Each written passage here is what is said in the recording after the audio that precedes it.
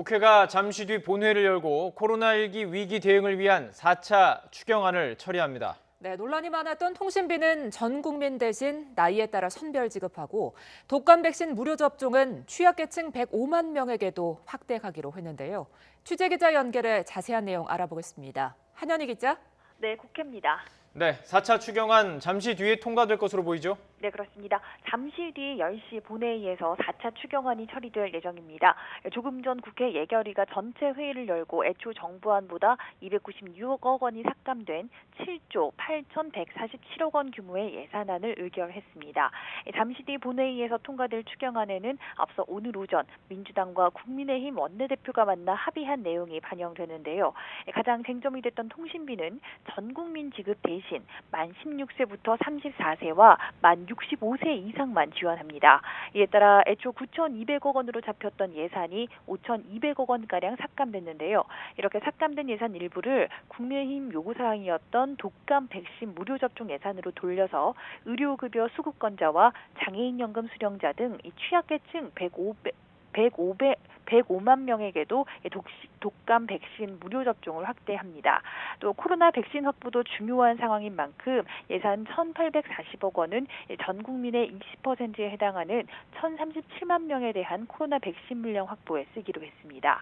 돌봄 지원비도 확대했습니다.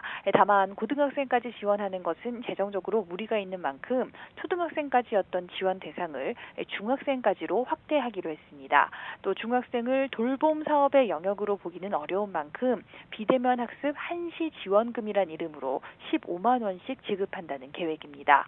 또 애초 2차 지원금 대상에서 빠졌던 법인 택시 운전자에게도 100만 원을 지원하기로 했고요. 집합금지 업종 가운데 지원 대상에서 빠졌던 유흥주점과 콜라텍도 소상공인 세희망 자금 200만 원을 지급하기로 했습니다.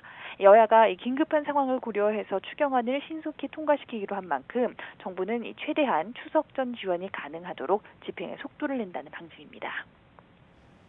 네, 그런데 애초 지원 대상에서 빠졌던 유흥주점을 이 여야가 지원 대상에 포함해서 논란이 일고 있죠. 네, 그렇습니다. 유흥주점 지원이 국민 정서와 거리가 멀다는 지적입니다. 여성단체들이 이 부정부패한 접대와 성차별, 성착취의 온상이라며 유흥주점 지원 결정 철회를 주장한 데 이어서 민주당 안에서도 비판의 목소리가 나왔습니다. 여성운동가 출신인 민주당 권인숙 의원은 적어도 석 달간 600만 명이 다녀가 화랑이었던 대도시의 룸살롱은 지원 대상에서 빠져야 한다고 주장했는데요.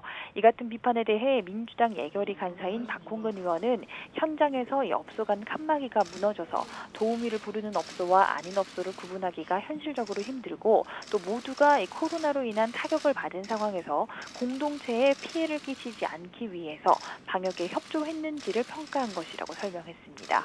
또 유흥업을 장려하기 위해서가 아니라 실제로 문을 닫아서 피해가 큰 업종들이었고 또 지원이 없을 경우 또다시 어려운 상황이 발생했을 때 방역 협조 요청이 어려워질 수도 있다는 고민이 깔려 있다고도 덧붙였는데요.